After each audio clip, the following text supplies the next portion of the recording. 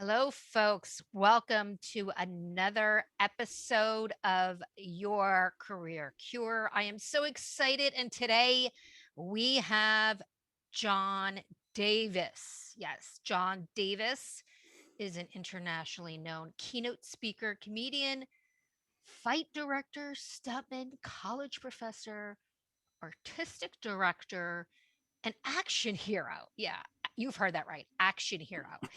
He has traveled extensively throughout the world, speaking to audiences of all ages and backgrounds in 28 countries and over 4,000 live performances. Wow, that's a lot. John inspires you to set and reach your maximum potential and awaken your inner action hero.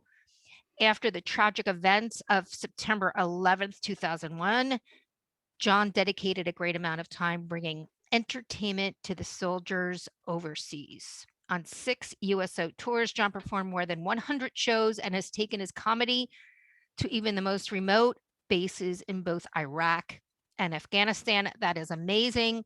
John, thank you. What an interesting background. I don't think I've ever interviewed someone who's done all that. Comedian, stuntman, professor, artistic director. Why don't you fill in the audience of like, how the heck did you get there? Like what? Well, all of those things are encompassed into the word action hero. To me, thank you for having me. It's an absolute pleasure to be here. My mindset had to be kind of altered by an early experience of my life that made me step into the role of being what I call an action hero. You see, the word action means create motion, start momentum, or to do something. And the word hero is someone who achieves an extraordinary result in service of others. So my goal in life is to be of service to others and achieve extraordinary results in their life. And what was your early experience that helped shape that? Well, when I was 22 years old, I had a dream of being a stuntman for film.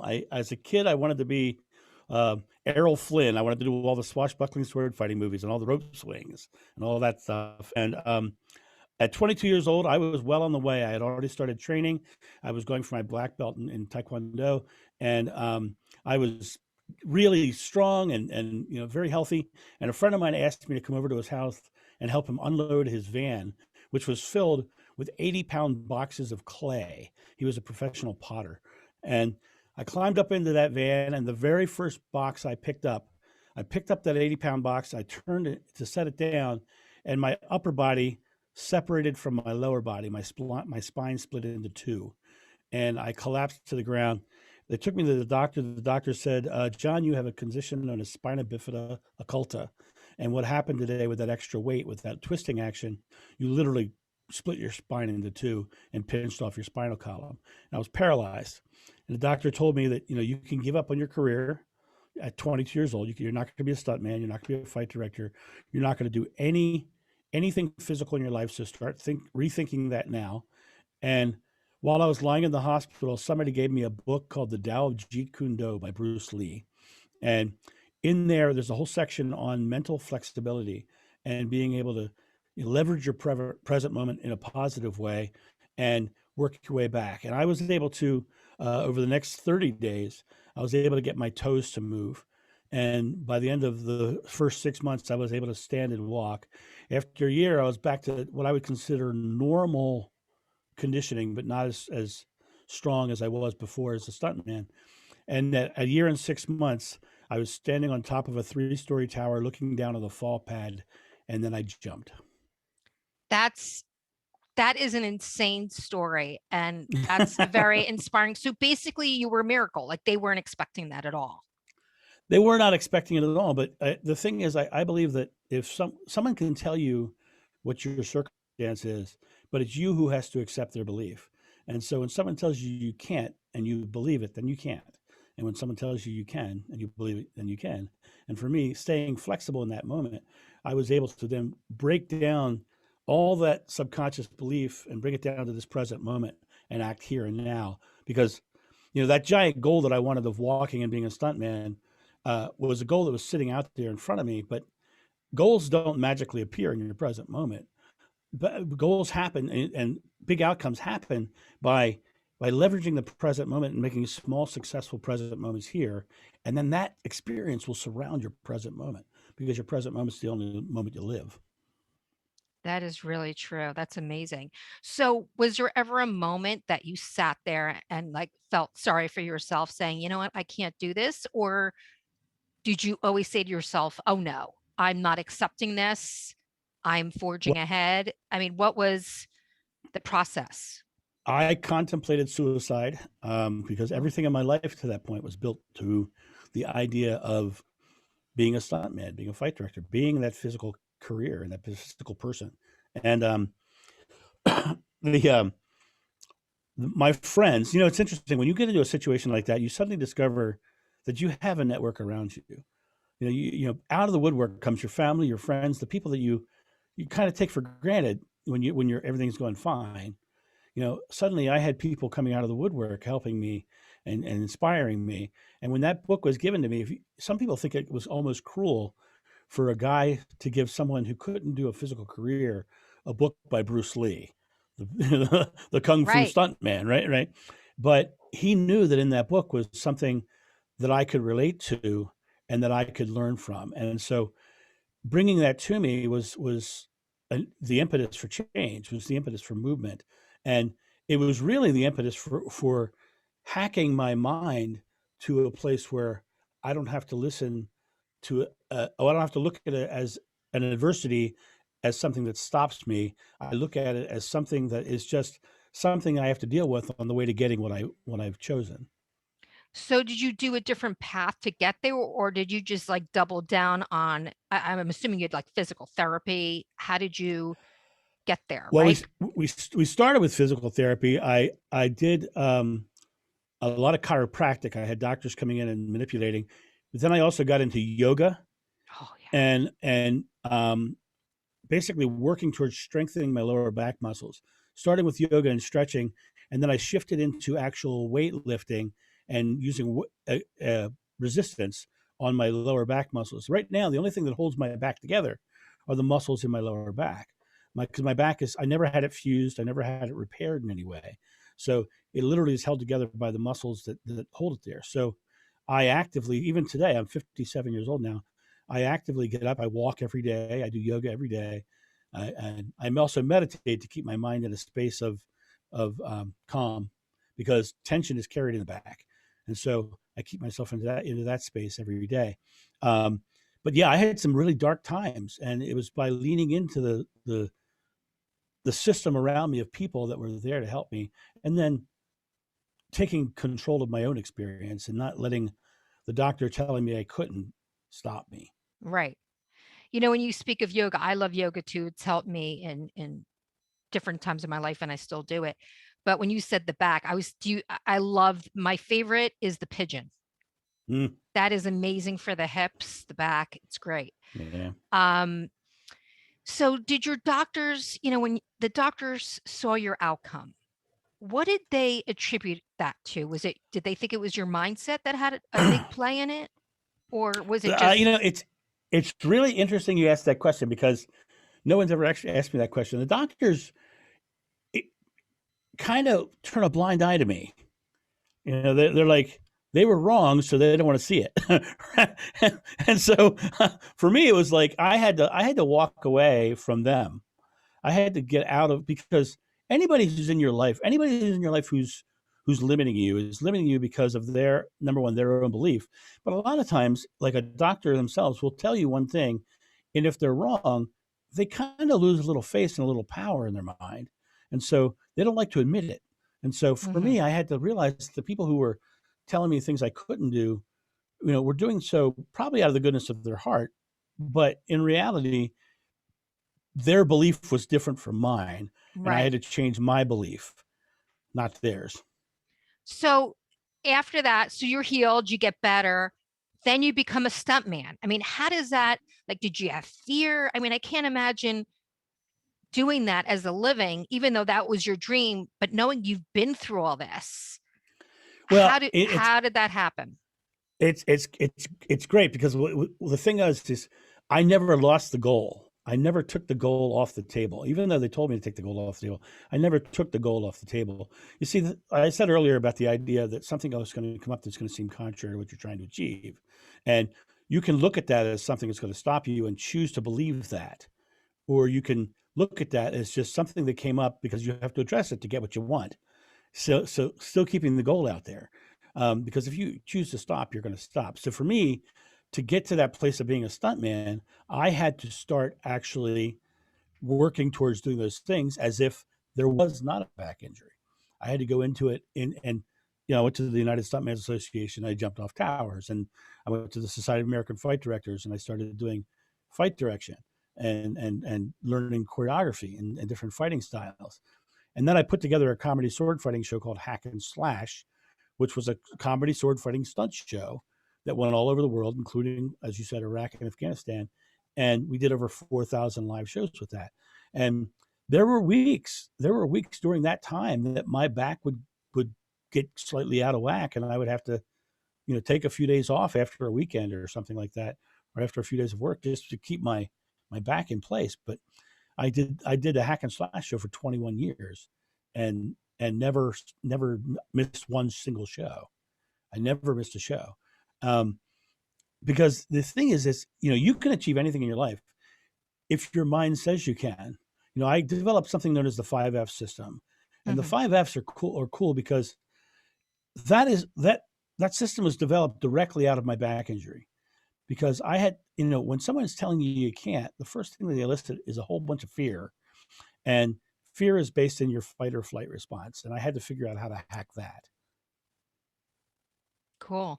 Very cool. I mean, I think, it's interesting as you're saying all this, it just reminds me of everyone that feels stuck in their career, right? Mm-hmm. Or their business, and they have all these self-limiting beliefs saying they can't do this. And here you are, paralyzed, and you never lost sight of your goal, and you went and you achieved it. I mean, I just think that is amazing. It's inspiring. And, on the day to day, so many people make just little excuses. They have their health, and something inside of them, their fear, right, is holding them back. Right. I said those 5Fs. The first of the 5Fs that I talk about is fearlessness. Mm-hmm. You got to be fearless. Now, the way you become fearless is interesting, because the first thing you have to realize is what fear is, because people don't know what fear is. I ask audiences all over the world just to give me a definition of fear, and the rooms go silent. And then somebody in the back of the room will say, false evidence appearing real, which is the standard answer you hear out there. But I don't buy that answer, because that fear does not come with evidence, because fear scientifically is an emotional reaction to some future event that may or may not happen, with you focusing on it being a negative outcome. It's literally negatively focused on uncertainty. And so if you can remember that it's just an emotional reaction to uncertainty, then you can go, oh, it's just an emotional reaction to uncertainty. The concept of labeling it as a fear, you hear the expression, I'm in fear. Well, you are in fear until you label it. Once you label it, then it's external, and you have control over it. So actors in Hollywood, when they go, or even actors on Broadway, they've trained for months with their lines to get their lines in place. And sometimes they get on stage and they forget their lines, right? And they're trained to actually exhale. And the reason they're trained to exhale is because when we get into any fear response, the first thing that happens is we feel like we can't breathe. Mm-hmm. But it's not that we can't breathe. It's because our body has gone and gasped in a whole bunch of air, filled the lungs, right? And on the primal level, it's because we want our lungs to have enough air to run further and faster. But the actors are trained to exhale and relax their muscles, and their brain turns back on, and their survival response shuts off. So when you find yourself in one of those stuck modes in your business, your career, and you're feeling stuck, I'll bet you can notice that your shoulders are tense, and you're holding air in. Exhale, right? Just exhale fearlessly. Get focused. Number 2, second F, fearlessly focus. Find something to focus on positively. And because I'm sure most of you who are listening have probably no negative people. And you probably recognize the fact that those negative people always have something to be negative about because they're focused on a negativity. And if you can get yourself focused on a positive, what happens is your subconscious mind kicks in to help you achieve whatever you focus on. So they're seeing more negative because they're focused on negativity. So they're seeing more negative. Here's the way I can prove this to your audience, what I'm saying about the subconscious mind. There's somebody in this who's listening to this, and maybe you yourself, Gail, have bought a car in your life. And before you bought that car, you chose the kind of car you wanted. And you got it in your head. And before you went to the store to buy that car, did you notice you started seeing that car everywhere? Yes. It would drive by you on the road, and you would start to see it, right? You consciously chose something, your subconscious mind started showing it to you.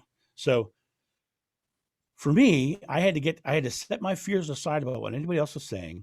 I had to get focused on my positive outcome. I'm going to be a stuntman. Now, if you think about the focus of that, it's really interesting. If you look at it from on various spiritual perspectives, Buddha says, what you think you become, you create your world. Gandhi said, you must be the change you want to see in the world. And Jesus said, whatever you ask in God's name is granted. But Moses said God's name was I am. So I am stuck creates more stuck. I am stagnant creates more stagnant. I am creating new experiences creates something entirely different. So you have to stay in that place of I am, this present moment, because your subconscious mind is filled with beliefs that have been given to you by parents and friends and circumstances. And if you're consciously accessing from that subconscious mind without actively changing it here, then what happens is you're reliving and staying stagnant in that stuck place. But if you can change it by actively making successful, small, present moments here and now, then your life changes. And that's awesome. huge. So I am awesome. I am awesome. I'm awesome. And I'm going to create something amazing. Right. And just remember this, though. It's got to be specific. I am wanting, I am needing, I am hoping, I am trying creates wanting, needing, hoping, and trying. Don't think of inactive words. Think of words that are creative. Right. I am enjoying, action. I am getting, right. Like action. Hoping is kind of like a beggar. It's a beggar right. word. It's like, I hope, right? I hope it happens rather than it will happen. Right. I will make it happen. Right. One of the things I had to do was I had to actually start looking at the words I was using and what I was saying about my present moment. Because if you think about it, there's only one moment you live, and it's this present moment. You can't go to the store last Thursday right now, and you can't go to the store next Thursday right now. There's only one moment that you're living that you can go to the store, and it's right now. So you've got to stay in this space of right now. But here's the key. You can get fearless and you can get focused, but you have to believe in your outcome. You have to believe in the goal you've set. You have to have faith. Fearlessly focused with faith, right? So you have to believe it. And once you get that belief behind it, then now you've got power. Yeah. You've got this core element. For me, I believed I was going to be a stuntman. I believed I was going to create a career that would let me do anything I wanted to do. And so I got that belief behind it. But the next one's the hard one. It's the toughest of all of them. And that's follow through. You've got to actually take an action. You actually have to do something fearlessly, focused with faith, and following through. Because if you're not taking an action, you're not putting anything into motion. And goals without action are simply daydreams. Yeah. Like talk is cheap sometimes, right? Right. Exactly. I'm like, exactly. I mean, the talk to yourself is important, but it's cheap when you don't do anything about it. Right. Right. Right. And the thing is that, that giant, we said this earlier, that giant thing that's out there that you've set, you're not going to experience it out there. You're going to experience it here. So the only way you experience it here is to do small, successful present moments here that are congruent with it. And it comes to you. Most people sit in this moment, they struggle looking at their daunting goal going, I got to get to that. And it feels so big and daunting, but that's not the way it works. Stay here and just do small little things. When I got out of that bed, the first thing I did was start to flex my back muscles. I just literally was flex my back. Couldn't move my legs, right? And then slowly I was able to flex my hip muscles, which was something different. Yeah. And then my legs, and then my toes, and then I could move my ankles. But you had to do it one small incremental step at a time. And now think of all the things I've done. I was in a movie with Brad Pitt and David Duchovny. Ooh, I did sword fight shows all over the world.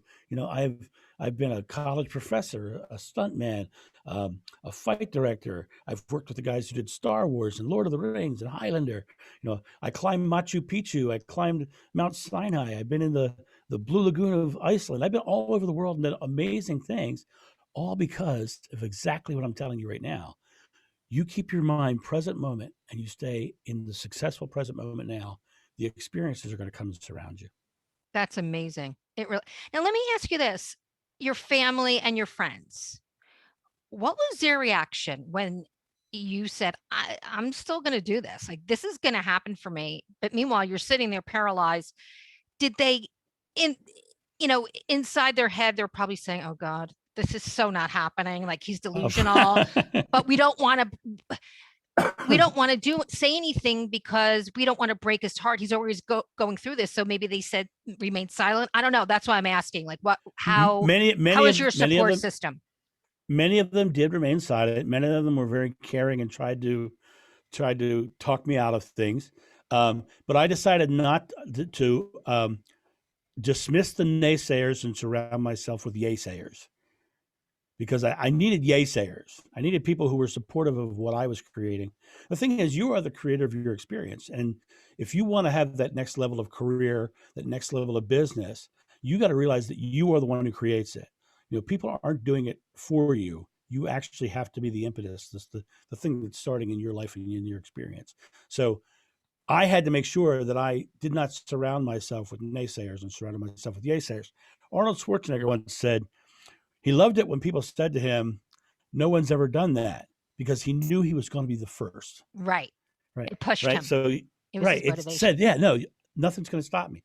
That's how it was for me. I literally just said, I'm going to do whatever I want. And then, after I did all those stunts and all those things, I discovered that the things that I had learned were more valuable than anything else I'd done, because now I would finish a show and I'd sit in the audience and I would be able to help people through their problems and get them to the next level of their experience. I can't tell you how many people tell me I saved their marriages and their relationships and got them to the next level of their career because of the fact that I sat after a show and just talked them through their stuff. And I discovered that was more important to me than anything. So I said, but I still want to do cool, fun things with whips and nunchucks and all that. But how do I combine the two? And I created the Corporate Action Hero, which is what I do now, where I'm a keynote speaker that goes into corporations and businesses and help people achieve that next level of success and awaken their interaction hero. That's awesome. So who are you a stuntman for? Like, so you're a fill-in, right? Like, you do the stunts for the actors. Oh yeah. In my stunt work, I would come in and then say there was an actor who was doing a stunt, and the high fall. Most insurance companies won't allow an actor to do a high fall. Okay. In fact, and insurance wise, once they go over 4 feet, you're now into stunt level pay, which is something entirely different. And if you have an actor doing something over 4 feet, then their stunt pay is higher than a stuntman's pay because they're on a bigger contract. Right. So, so you bring your stuntman in, and a lot of insurance companies won't let stunt actors do certain things. So we would do that.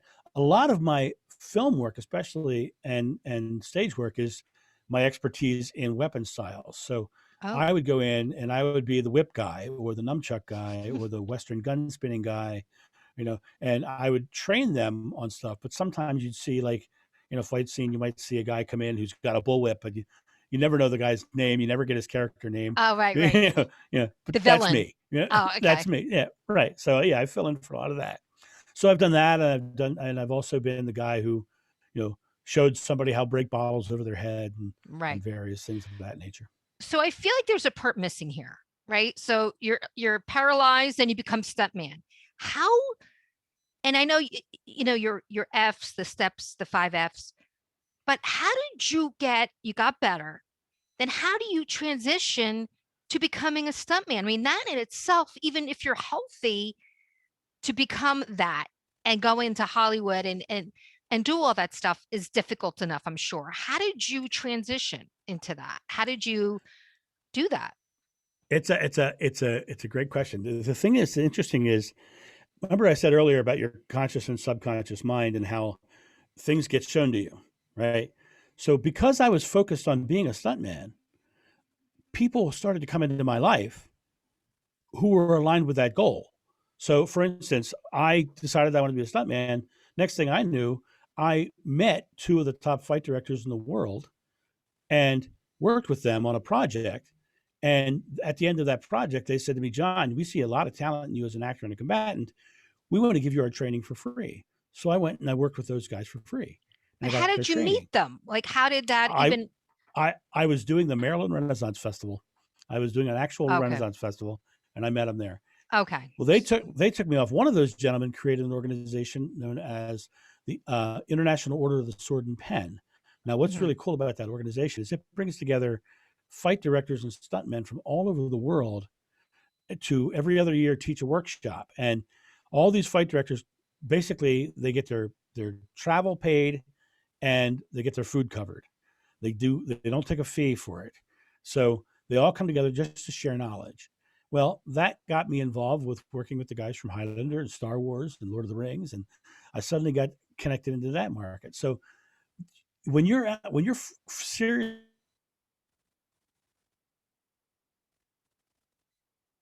Hello. to recognize the pathway and to follow the pathway. Okay. Does that make Great. sense? Yeah. Totally. Yep. So, what you've accomplished is absolutely incredible. So my hat is off to you. I Well, really, thank you, thank I'm you. in awe. And I think that a lot of organizations and my audience can actually, gain your insight and maybe get motivated. What I'm hearing right now is manifestation, right? We all talk Very much about, so. right? That's what I feel like you're saying is that you need to manifest your Right. thoughts. It all starts up here. Your thoughts create your outcomes, and then you just have to Which which implement. is which is proven science. Yeah, the No, secret. no, I mean, it sounds well, like the well, no, secret. and you get out of the secret and you get over to noetic science. Noetic is Edgar Mitchell was an Apollo astronaut who had a transcendental experience coming back into Earth, and then created noetic science to figure out what it was he experienced. And in noetic science, they've actually measured thought waves, so they can actually see the thoughts being transmitted. Right. So out into this energy, you're seeing our thoughts. They also discovered that those thoughts have effect on material matter. And so Hmm. your thoughts are actually creative. So what you think you do become, just like Buddha said. Yep. The question is, what are you thinking? Right. Well, And then what you were you have to like, thinking? right. So like I feel like if you're having a negative thought, that's your reality. But then also if you have a positive thought, that's your reality. So if you're thinking a certain way, just switch it, flip it if it's, but Well, I also the think it's important to like feel your feelings too. Like don't deny it. Like if you oh, meet absolutely, bad, it's absolutely. okay to be right. Yeah, your feelings Feelings are are different. the things that tell you, are they're tools to show you what to avoid in some way, Right. right? So we got through four of the five F's. Let me tell you the last Oh, one, because that's this right. this actually ties it in. The last one is flexibility. When something comes up that seems contrary to what you're trying to achieve, or a negative outcome, you have to realize that that's your moment to stay flexible. You have to stay completely flexible in that experience, because Bruce Lee talks about being like water. You pour it into a cup, it takes the shape of the cup. You pour it into a teapot, it takes the shape of a teapot. You push it down a river, and it flows around the rocks, and it crashes through the rocks eventually. But it does not stop. It keeps motion. And so water, when it's flowing in nature, is filled with oxygen and life. And you take that same water and you put it in a puddle, and it becomes stagnant and poisonous. And so you've got to realize in your life, if you're allowing things to stop you, you're stagnating and you're getting stuck. But if you will keep yourself flexible, I had to look at those things that came up, those adversities, and say, okay, that's something I need to deal with to get to my goal, but keep my eye on the goal Right. and keep that motion. But here's the tough part about that. Sometimes something will come up like that and you'll go, you'll mess it up. I'm so dumb. You'll smack yourself on the head and you'll lose your hair like I did. And you smack your head. But the thing is, I had to come to a place where when I messed something up and it didn't go the way I wanted it to go, instead of taking the next moment and wasting it on self-defeating talk and beating myself up, I would just say, well, that's silly because I'm going to that. You know, Right. that's silly. I'm going to be a stuntman. So nothing could stop me, no matter what. And that's Okay. the goal with everything. Everything I've ever achieved in my life, nothing could stop me because I'm the one who gets to choose. Right. Awesome. I usually ask like, what's your worst career moment? But I feel like, was that your worst? That was my worst career Okay. moment, I don't and want to that assume. I never want to assume, but uh, okay. We covered that one. Um, let's talk about COVID. Like, how do you think COVID's changed the landscape?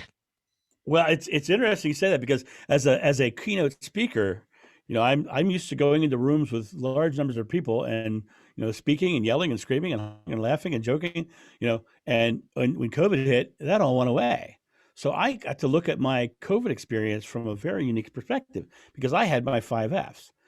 COVID hit, all my business went away. I said, "Oh, okay, I'm going to stay flexible. I'm a keynote speaker. What can I do during this time?" So what I did was I upped my video game. I got a green screen behind me here, right? I Oh, that's not your I brick wall. Nope, that's a green screen back there, baby. Well, Right? mine's real. Okay, this is my this No, is my brick I wall. cheat. Well, there you go. Nice. So I got my green screen, I got my lighting, I got my cameras, I got my teleprompter, I got all my stuff, and I started building that out. I started creating virtual programs. So I started doing virtual keynotes, and I got my certification as a virtual presenter. And then I went on and I started creating online courses, which are not done yet, but they're in the process. I'm writing more on a book right now. So I took the time and I adjusted the way I did things. And because of that, COVID's going to end for me, and I'm going to have new products and new services, and I'm going to go back to speaking live. The year before COVID, I traveled over 200 days speaking, Mhm. and this past year I didn't travel hardly at all. I'm going to Nashville this week just for a speech, but now I probably don't have to because I don't think the virtual programs are going to go away anytime soon. I think there's going to be some companies that have discovered they kind of like them, Right, you and they know, could they and could I save think money. right, and I think more people are going to start working from home now. Yeah, definitely, So definitely. because we figured out they could. Good, good. So you adapted. Awesome, and you Yeah, thrived. All right, yeah. so we've made it to the $50 million career cure round. Okay. Okay, here we go. Disclaimer: you're not winning $50 million, but just Ah, answer it like you might. yes, ma'am. Okay. Okay. First question: how would you cure? What would be the one cure to cure either people's careers or entrepreneurships, their mistakes? What would it be? One cure that I would say is, I've kind of said it already. Get very present moment. Don't get invested in things that are going to come down the road that are negative, and don't get invested in things that have happened to you in the past that were negative. Get very present moment positive. That's the one cure for everything. Okay, great. Now, you want to improve corporate America. What would be the one cure you would give in order to improve it? I would abolish the competitive model and put it back into the values based model. I've watched values based companies expand, and I've watched competition based models devolve into cancer, and companies go away because of it. So there's still a lot of companies out there who pit their employees against each other, and I think that's so detrimental. Yeah, absolutely. All right, good. Last question. What would be the one cure that you would get people unstuck in their careers or their business? How would you get them unstuck if they're stuck? First, I'd say exhale, take a Breathe. breath and relax, breathe, right? And then I would say get seriously focused on what your goal is, and then just take small, present moment actions. You don't have to get mired into the enormity of what you're trying to create. Stay small, present moment, and just stack successful present moments behind you, and everything will change. Awesome. Okay, great. Well, thank you so much. You were an amazing guest. You were inspiration and motivational. And I know the audience will absolutely gain great information to make the necessary steps so they can improve their career or business and become the best version of themselves. Is there anything you want to promote at this point? I will Well, have all your information in the notes, but if there's anything okay. you want to promote, let me know. Well, with the the audience? only thing, if you want to find out more about me, go to corporateactionhero.com. You'll find my LinkedIn there. You'll find my Facebook there. You'll find all that stuff there. But I want to give your audience a free gift. And let me say this, when I say free, I mean free. There's nothing on this page that will sell you anything, and you don't even have to give me an email address. This is a place you can go and download the 5F workbook. And what that book does is it takes you through your process of achievement. It shows you how to go through the 5Fs and brings you out the other side more successful and thriving. So I will make sure that you get that link, Gail, to put in your show notes. And because like if I say it here, it's Yeah, no, don't even prolonging. bother, but at least they Yeah. know to look out for it. That's important. Right. And Okay. yeah, so good. That's all I really have to promote. Just go out there and do good things. All right. Awesome. Well, thank you, John, for being a guest. You were amazing. And folks, don't Thank you. forget, happy career, happy life.